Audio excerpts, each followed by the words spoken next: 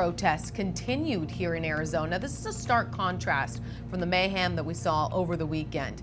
Now Phoenix City Council is looking to make a change of their own.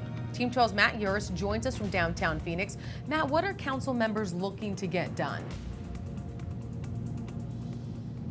This afternoon, they're going to vote on whether or not to give $3 million to a civilian review board tasked with investigating police misconduct. Of course, this comes with the backdrop of protests all across the country calling for justice in George Floyd's death and an end to police brutality at large. Again, today's vote is about funding. City Council already approved the board itself back in February in a 5-4 vote.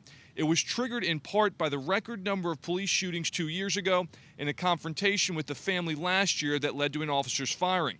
Under the plan, civilians would help investigate police misconduct, provide independent reviews, and make discipline recommendations to the police chief. We spoke to Councilman Carlos Garcia about the plan. We want transparency in the investigative process, and we also want to be able to push for more accountability when it comes to either disciplining or firing an officer.